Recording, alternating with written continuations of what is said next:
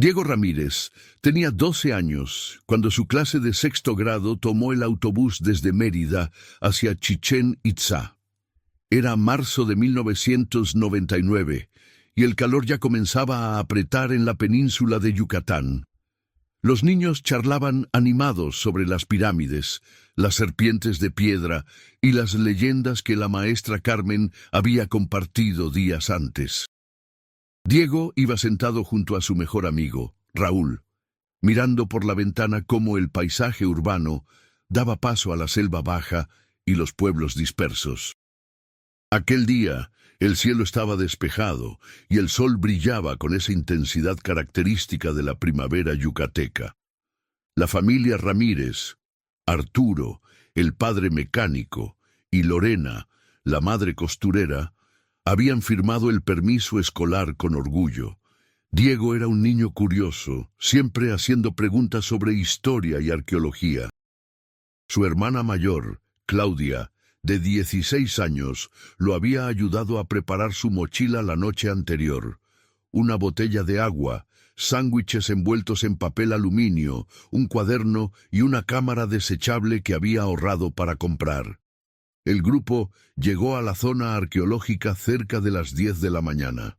Los vendedores ambulantes ya estaban desplegados en los accesos, ofreciendo artesanías, máscaras de madera y silbatos que imitaban el rugido del jaguar.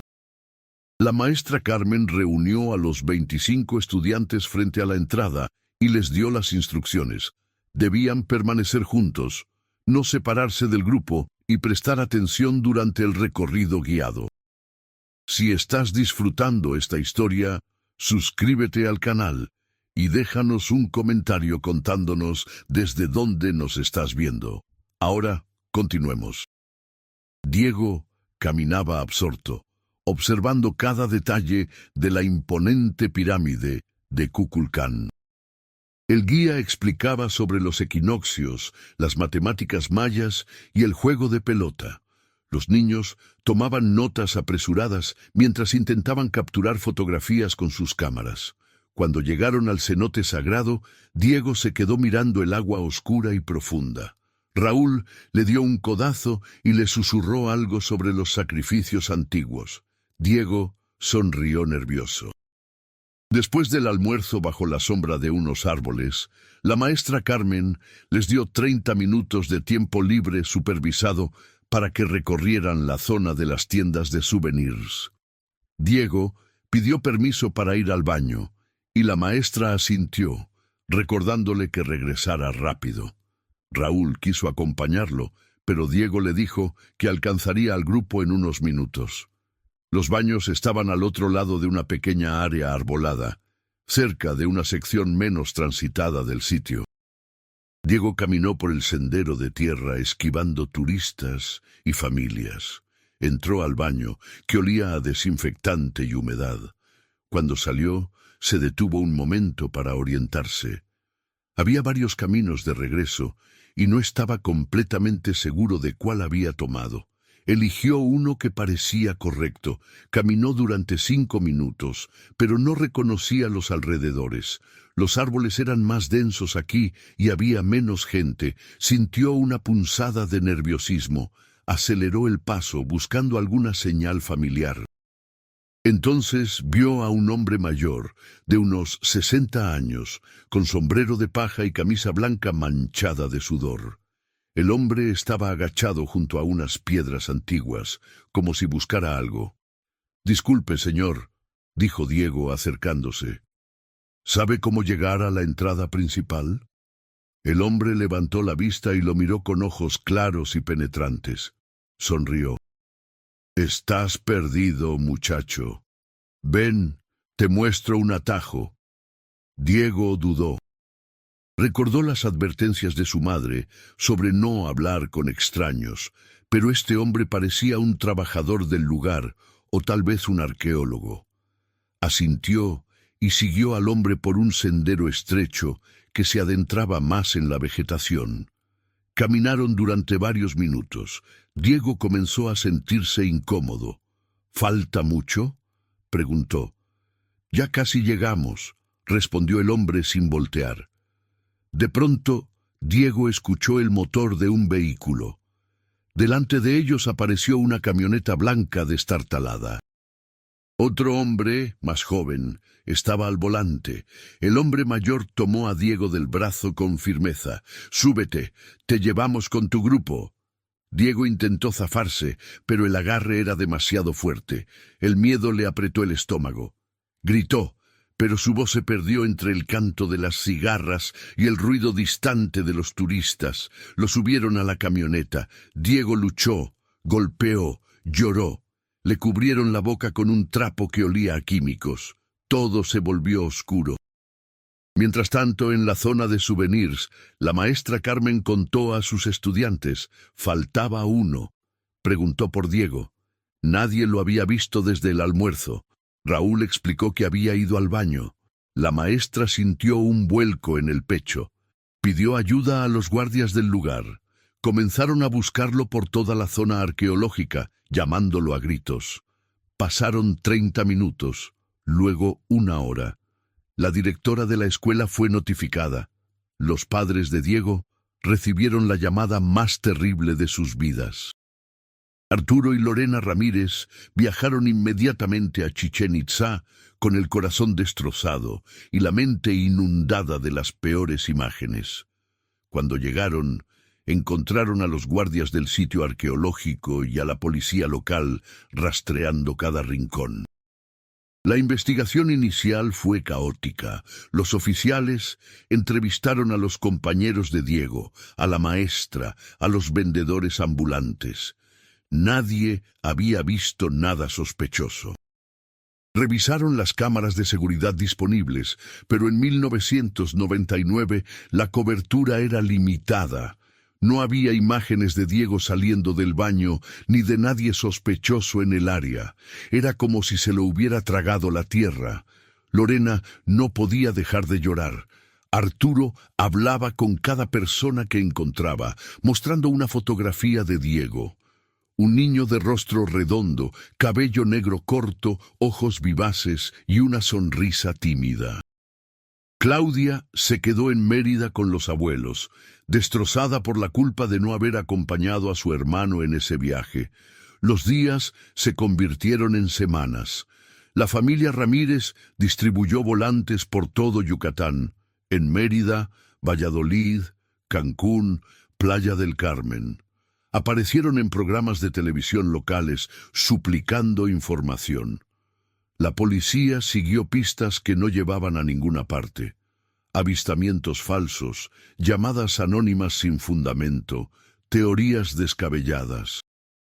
Un hombre reportó haber visto a un niño que coincidía con la descripción de Diego en una gasolinera cerca de Tizimín. Pero cuando los investigadores llegaron, no encontraron nada. Otra persona afirmó que un niño parecido había sido visto en Playa del Carmen con una pareja de adultos, pero esa pista también se evaporó. Arturo dejó de dormir. Pasaba las noches revisando mapas, marcando lugares donde podrían haber llevado a su hijo. Lorena cosía para mantenerse ocupada, pero sus manos temblaban tanto que arruinaba cada prenda. La casa se llenó de silencio. Nadie hablaba de otra cosa que no fuera Diego. 6 meses después de la desaparición, la policía admitió que tenían pocas esperanzas de encontrar al niño con vida. Arturo se negó a aceptarlo.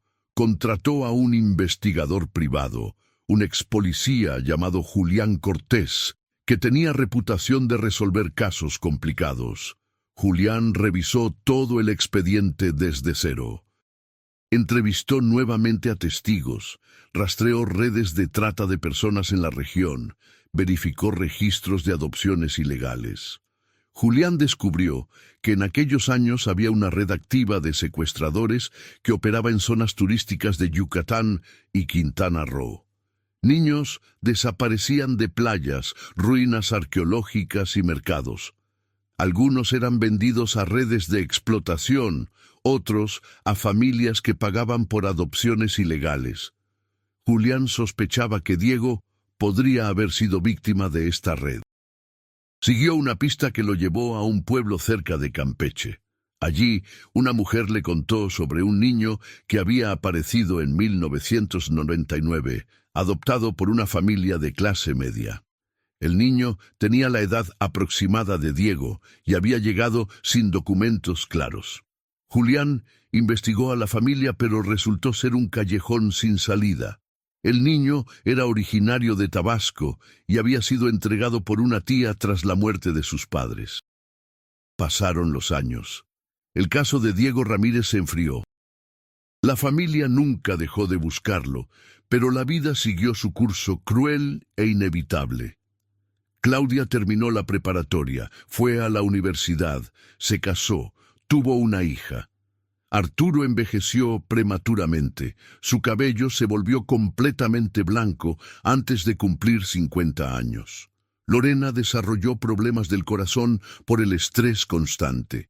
Diego habría cumplido 16 años, luego 20, luego 25. La familia organizaba pequeñas ceremonias en su cumpleaños, encendían velas, rezaban.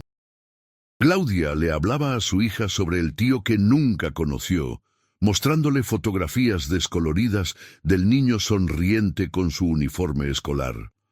Para el año 2010, Arturo falleció de un infarto. Lorena siempre creyó que fue el dolor acumulado lo que realmente lo mató. En su lecho de muerte, Arturo susurró: «Cuida a Diego si lo encuentras». Lorena lo enterró con una fotografía de su hijo en el bolsillo de su traje. Claudia heredó la búsqueda. Mantenía actualizado un perfil en redes sociales dedicado a encontrar a Diego. Publicaba su foto progresada por edad cada año, compartía información sobre desapariciones, se conectaba con otras familias en situaciones similares. La comunidad de familiares de desaparecidos en México era enorme y desgarradora. En 2015, Lorena sufrió un derrame cerebral que la dejó parcialmente paralizada. Claudia se convirtió en su cuidadora principal. A pesar de su condición, Lorena seguía señalando la fotografía de Diego en la pared cada vez que alguien visitaba la casa. No podía hablar bien, pero repetía su nombre con insistencia: Diego. Para 2020, cuando la pandemia azotó al mundo, Claudia se encontraba manejando el perfil de redes sociales de su hermano desde su casa en Mérida. Había aprendido a usar todas las plataformas: Facebook, Twitter, Instagram. Publicaba regularmente, nunca perdiendo la esperanza de que alguien, en algún lugar, reconociera a Diego. Claudia también comenzó a explorar YouTube. Subía videos cortos contando la historia de su hermano, mostrando fotografías antiguas, haciendo llamados emocionales a la audiencia. Los videos no tenían muchas vistas, pero ella persistía. Cada comentario, cada compartir, era una pequeña victoria. En marzo de 2023, exactamente 24 años después de la desaparición de Diego, Claudia publicó un video especial. Había envejecido la foto de Diego con software especializado, mostrando cómo se vería a los 36 años. El video era emotivo, incluía entrevistas con Lorena desde su silla de ruedas, clips de las búsquedas iniciales, fragmentos de noticias antiguas. El video se volvió viral de manera inesperada. Miles de personas lo compartieron. Claudia recibió cientos de mensajes de apoyo, pero también muchas pistas falsas. Aprendió a filtrar la información, a no ilusionarse demasiado con cada contacto. Entonces, 3 semanas después de publicar ese video, Claudia recibió un mensaje directo en Instagram de una usuaria llamada Marisol Pes Conecta. El mensaje decía: «Creo que vi a tu hermano en un live de YouTube hace unos días. No estoy segura, pero el parecido es increíble. Te mando el link». Claudia abrió el enlace con manos temblorosas. Era un canal de YouTube llamado Artesanías Don Manuel, dedicado a mostrar el proceso de creación de piezas de madera tallada tradicional yucateca. El canal tenía apenas 500 suscriptores. El live en cuestión se había realizado 5 días antes y duraba casi 2 horas. Claudia comenzó a ver el video. Aparecía un taller rústico con herramientas colgadas en las paredes, maderas apiladas y un hombre mayor, probablemente don Manuel, explicando técnicas de tallado. A su lado, ayudándole y pasándole herramientas, había un hombre más joven, de unos 30 y tantos años. Cuando la cámara enfocó su rostro con claridad, Claudia sintió que el mundo se detenía. Los ojos, la forma de la nariz, la estructura facial, todo le resultaba familiar. Puso pausa al video y acercó su teléfono. Comparó con las fotos progresadas de Diego. El parecido era asombroso. Le temblaban las manos mientras tomaba capturas de pantalla. Rebobinó el video varias veces, observando cada gesto, cada expresión. El hombre hablaba poco, pero cuando lo hacía, su voz era suave y llevaba un acento definitivamente yucateco. Don Manuel lo llamaba Manuel Hijo, o simplemente Manuelito. Claudia no podía respirar bien. ¿Era posible? ¿Después de 24 años? Quería gritarle a su madre, correr al hospital, llamar a la policía, pero se obligó a calmarse. Necesitaba estar segura. No podía destrozar a Lorena con falsas esperanzas. Investigó el canal. No había mucha información. La descripción decía: taller de carpintería artesanal en Tecax, Yucatán. 3 generaciones de artesanos. Había una dirección de email para pedidos. Claudia buscó Tecax en el mapa. Era un municipio al sur de Yucatán, a unas 2 horas de Mérida. Pasó la noche sin dormir, viendo todos los videos del canal. Había unos 20, todos recientes del último año. En varios aparecía el mismo hombre joven. Claudia lo estudió obsesivamente. La manera en que movía las manos, cómo inclinaba la cabeza al escuchar, una pequeña cicatriz en la ceja izquierda. Diego tenía esa misma cicatriz, resultado de una caída de bicicleta cuando tenía 8 años. Al día siguiente, Claudia contrató a un investigador privado recomendado por una organización de familiares de desaparecidos. Su nombre era Roberto Fuentes, especializado en casos de personas perdidas. Le mostró los videos, las fotos progresadas, toda la documentación del caso original. Roberto estudió el material durante horas.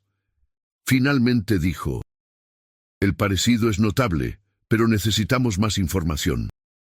Voy a ir a Tecax, hacer vigilancia discreta, intentar obtener una muestra de ADN si es posible.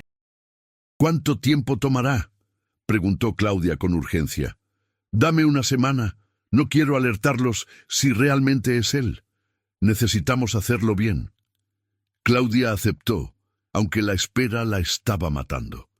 Le contó a Lorena lo más suavemente posible, pero su madre entendió de inmediato. Sus ojos se llenaron de lágrimas y apretó la mano de Claudia con la fuerza que le quedaba. Roberto viajó a Tecax. Localizó el taller de carpintería en las afueras del pueblo. Era una construcción sencilla de bloques de concreto pintados de blanco, con un techo de lámina y un pequeño patio donde se secaban las maderas. Observó el lugar durante 3 días, tomando fotografías, registrando horarios. El hombre mayor, don Manuel, salía temprano cada mañana para comprar materiales. El hombre joven, a quien todos llamaban Manuelito, llegaba alrededor de las 8 y trabajaba hasta el atardecer. Parecía vivir en una pequeña casa adjunta al taller. No tenía carro, se movía en bicicleta o caminando. Roberto logró acercarse de manera casual, fingiendo interés en comprar algunas piezas talladas. Don Manuel lo atendió con amabilidad. Manuelito estaba al fondo del taller, lijando una figura de madera. Roberto intentó entablar conversación. «Hace buen trabajo su ayudante», comentó. «Es mi hijo», respondió don Manuel con orgullo. «Lo entrené desde que era un muchacho. Tiene mano para esto. ¿Siempre han vivido aquí en Tecax? Toda la vida. Bueno, mi hijo llegó cuando era joven, pero ya tiene muchos años con nosotros. Roberto sintió una descarga de adrenalina ante esas palabras. Llegó cuando era joven. Compró 2 figuras talladas y se despidió. Regresó al día siguiente con un pretexto diferente, esta vez logrando que Manuelito le entregara personalmente un paquete. Roberto guardó cuidadosamente el papel de envolver, esperando que tuviera huellas dactilares o algún rastro de ADN. También tomó fotografías de alta calidad del rostro de Manuelito cuando éste no se daba cuenta. Las envió a Claudia junto con su reporte preliminar. Definitivamente hay algo extraño aquí. El hombre no tiene identificación oficial visible, trabaja informalmente. Don Manuel es evasivo sobre el origen del hijo. Necesitamos análisis forense. Claudia llevó las nuevas fotografías a un especialista en reconocimiento facial que trabajaba con la Fiscalía Estatal. El especialista comparó las imágenes con las fotos de Diego a los 12 años, aplicando algoritmos de envejecimiento y análisis de rasgos óseos. Después de 2 días de análisis, el especialista llamó a Claudia a su oficina. La probabilidad de que sea la misma persona es superior al 85%, dijo mostrándole los gráficos en pantalla. Los marcadores faciales coinciden. La distancia entre los ojos, la estructura de la mandíbula, la forma de las orejas. Incluso la cicatriz en la ceja izquierda está presente. Claudia sintió que las piernas le fallaban. Se sentó bruscamente. ¿Qué hago ahora?, susurró. Contacta a la fiscalía. Esto es suficiente para justificar una investigación formal. También deberían hacer una prueba de ADN comparativa con tu madre o contigo. Claudia fue directamente a la Fiscalía General del Estado de Yucatán con toda la evidencia. El caso fue asignado a la agente Lucía Herrera, especialista en personas desaparecidas. Lucía revisó el expediente original de 1999 y los nuevos hallazgos. «Esto es extraordinario», dijo Lucía. «Si realmente es Diego Ramírez, necesitamos actuar con mucho cuidado. Han pasado 24 años. No sabemos su estado mental, si tiene memoria de lo ocurrido, si está siendo retenido contra su voluntad o si ha formado una nueva identidad. Solo quiero saber si es mi hermano», dijo Claudia con voz quebrada. «Mi madre está muriendo. Necesita verlo antes de...» Lucía asintió comprensivamente. «Vamos a coordinarnos con la policía local de Tecax. Haremos un acercamiento no invasivo primero. ¿Confías en mí?» Claudia asintió sin otra opción que confiar. 2 días después, Lucía viajó a Tecax acompañada de un equipo pequeño. Un psicólogo especializado en trauma, un oficial de policía de civil y un técnico en genética forense. Llegaron al taller de carpintería por la tarde. Don Manuel los recibió con suspicacia cuando Lucía mostró su identificación. «¿Qué quieren?», preguntó el anciano con voz tensa. «Necesitamos hablar con usted y con su hijo sobre un asunto legal», explicó Lucía con voz calmada. «No están en problemas, solo necesitamos verificar cierta información». Don Manuel se puso pálido. Llamó a Manuelito, quien salió del taller limpiándose las manos en un trapo. Cuando vio a los oficiales, su expresión se volvió confusa y temerosa. «¿Qué pasa?», preguntó. Lucía lo estudió cuidadosamente. Ahora, viéndolo en persona, la similitud con las fotografías de Diego era innegable. «¿Cómo te llamas?», preguntó gentilmente. «Manuel Uc Pérez», respondió el hombre. «Manuelito. ¿Cuántos años tienes?». Hubo una pausa. Manuelito miró a don Manuel antes de responder. 36. ¿Dónde naciste?». Otra pausa más larga. Manuelito se veía incómodo. «Aquí cerca, en un pueblo». «¿Cuál pueblo?». «No, No recuerdo bien. Era muy chico. Lucía intercambió una mirada con el psicólogo. Mi hijo tiene problemas de memoria por un accidente que tuvo de niño. No recuerda mucho de su infancia. ¿Qué tipo de accidente?, preguntó Lucía. Se cayó de un árbol, se golpeó la cabeza. Desde entonces... Bueno, es un buen muchacho, trabaja duro, pero su memoria no es buena. El psicólogo se acercó a Manuelito con movimientos lentos y no amenazantes. Manuel, ¿recuerdas algo de antes de vivir aquí? ¿Recuerdas a tu familia de nacimiento? Manuelito se llevó las manos a la cabeza como si le doliera pensar. A veces tengo sueños, una mujer que cosía, un hombre en un taller de coches, pero don Manuel dice que solo son sueños, que mi familia murió cuando era niño. Las palabras cayeron como bombas en el pequeño grupo. Lucía sintió un nudo en la garganta. Lorena era costurera. Arturo era mecánico. Manuel, dijo Lucía con voz firme pero amable, necesitamos hacerte una prueba de ADN. Es solo un hisopo en la mejilla, no duele. ¿Nos permites? Manuelito miró a don Manuel buscando aprobación. El anciano estaba inmóvil, con lágrimas corriendo por su rostro curtido. Yo no sabía que estaba mal, susurró don Manuel. Él llegó aquí solo, perdido, asustado. Pensé que nadie lo buscaba, lo cuidé como a un hijo. ¿Llegó solo?, preguntó Lucía con escepticismo. Don Manuel negó con la cabeza lentamente. Mi hermano lo trajo. Dijo que el niño estaba abandonado, que lo encontró en la carretera. Yo era soltero, no tenía hijos, vi a este niño y me encariñé. Mi hermano murió hace años, nunca me dijo la verdad completa. La historia era confusa, pero Lucía sabía que llegarían al fondo. El técnico forense se acercó con el kit de ADN. Manuelito aceptó la prueba sin resistencia, permitiendo que el hisopo recorriera el interior de su mejilla.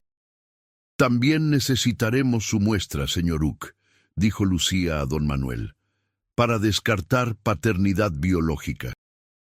Don Manuel asintió derrotado. Él también proporcionó su muestra. Las muestras fueron enviadas inmediatamente al laboratorio forense en Mérida.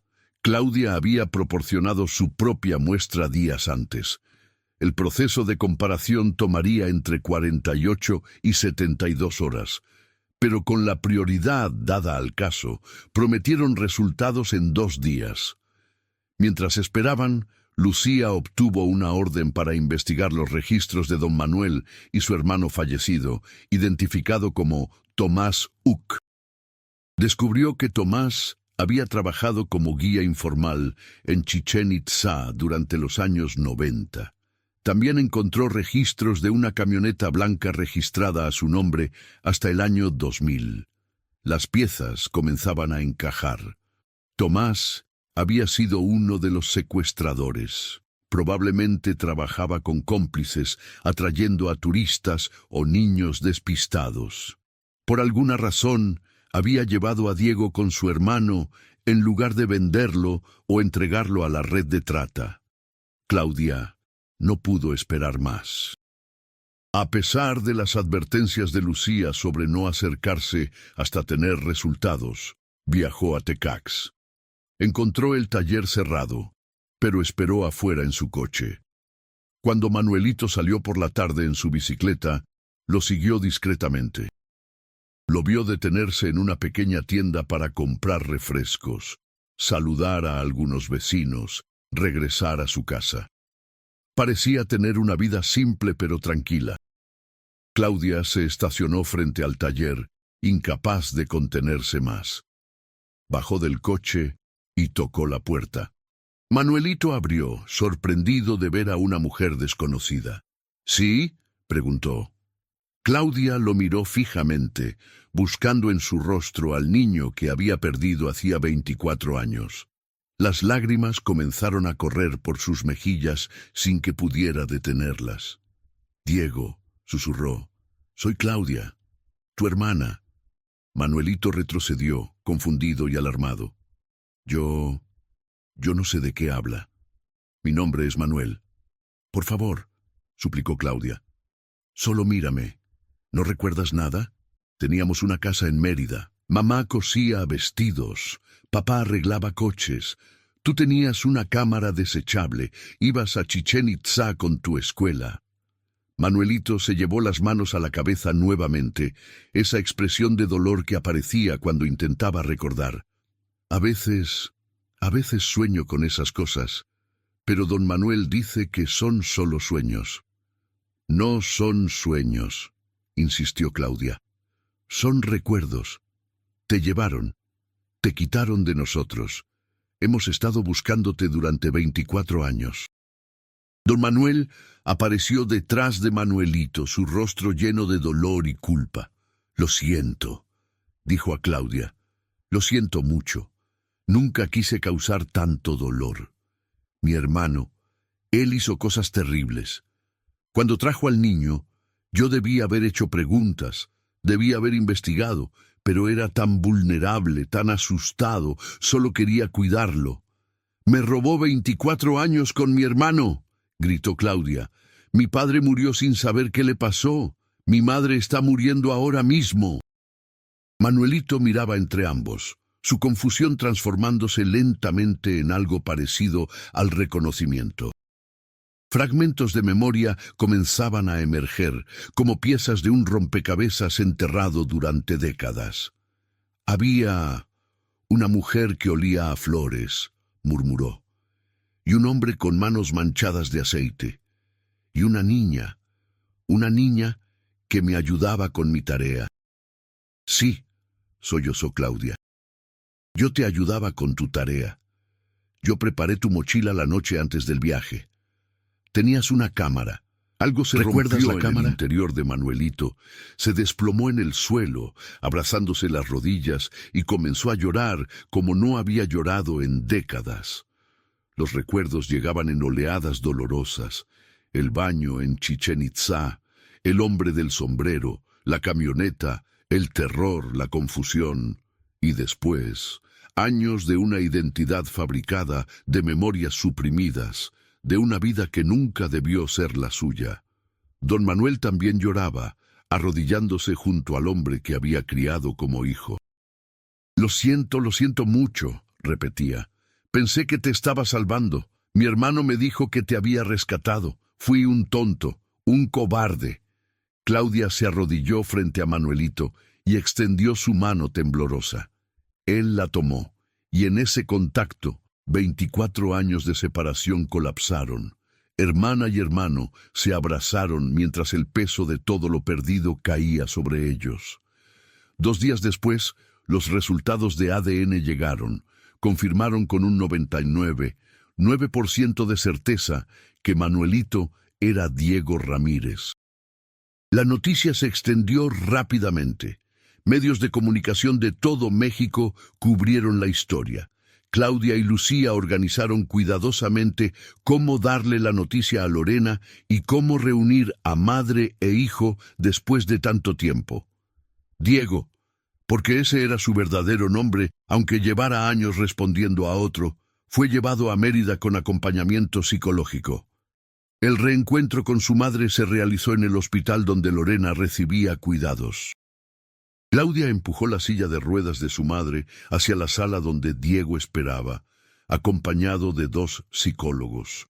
Cuando Lorena vio a su hijo, ahora un hombre adulto, pero inequívocamente su niño, su rostro se iluminó con una alegría que no había experimentado en décadas.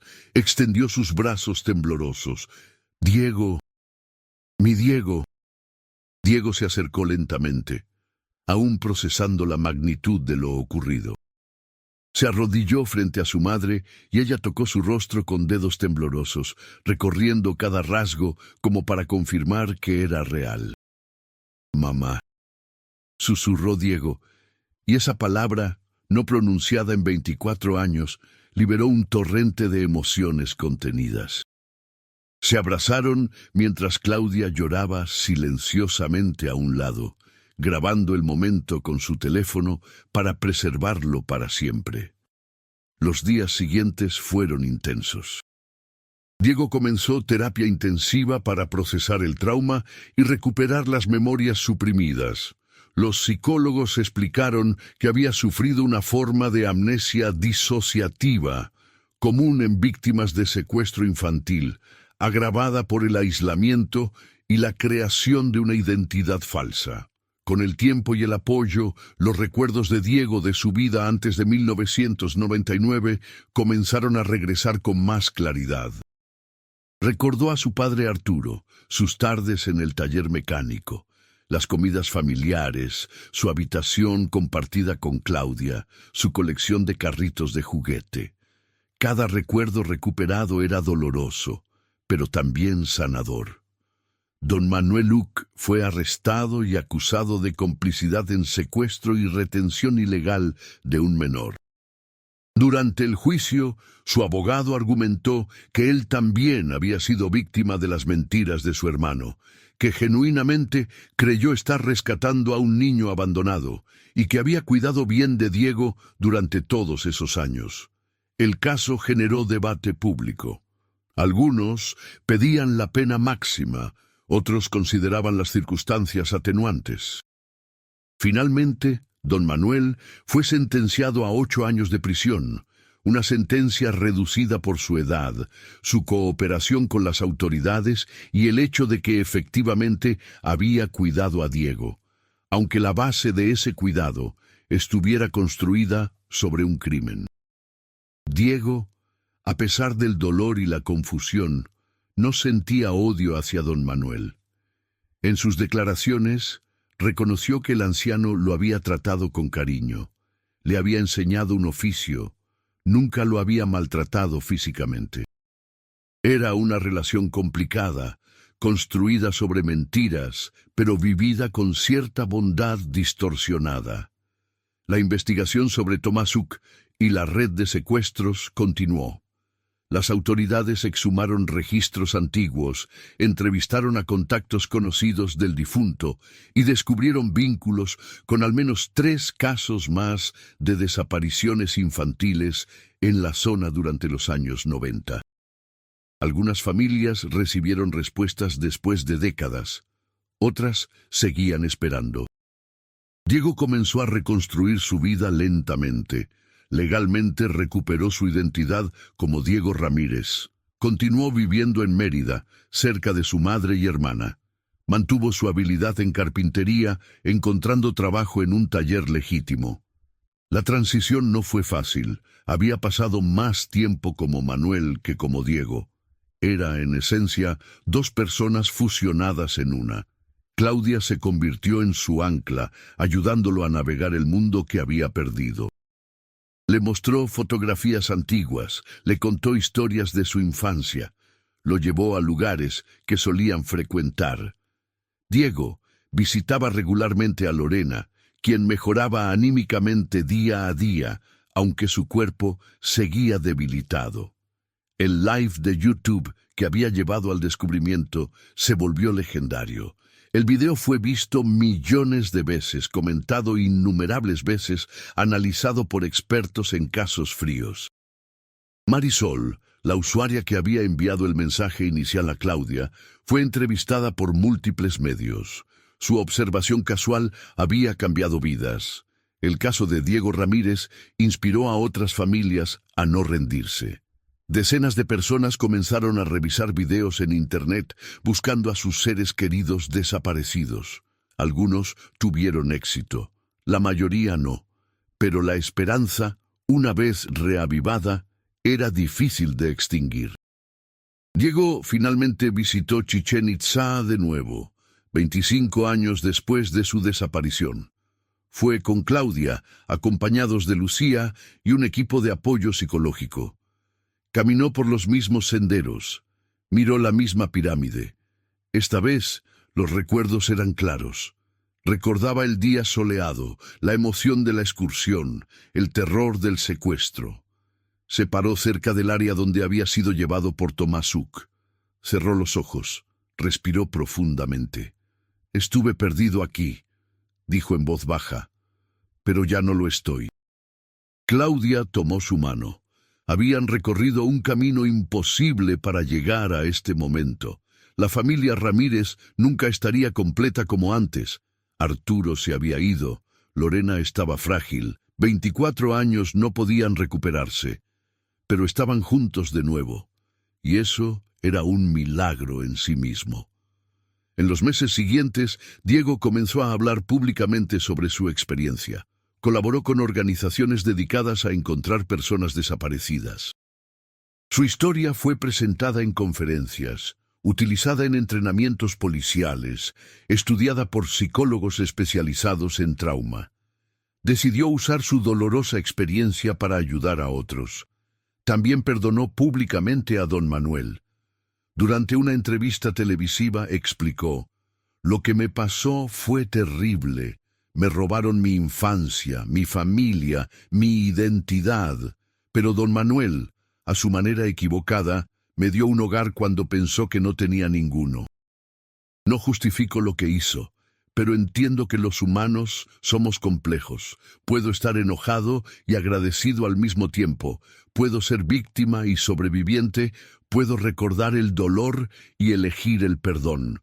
Sus palabras resonaron profundamente en una sociedad mexicana marcada por miles de desapariciones y familias rotas. Lorena falleció pacíficamente 2 años después del reencuentro, en 2025. Diego y Claudia estaban a su lado. Sus últimas palabras fueron: «Ahora puedo ir con tu padre». «Lo encontraste, mi amor, lo encontraste». El funeral fue pequeño pero significativo. Diego lloró no solo por la madre que había perdido de nuevo, sino por los años que no tuvieron juntos, las conversaciones que nunca sucedieron, los abrazos no dados.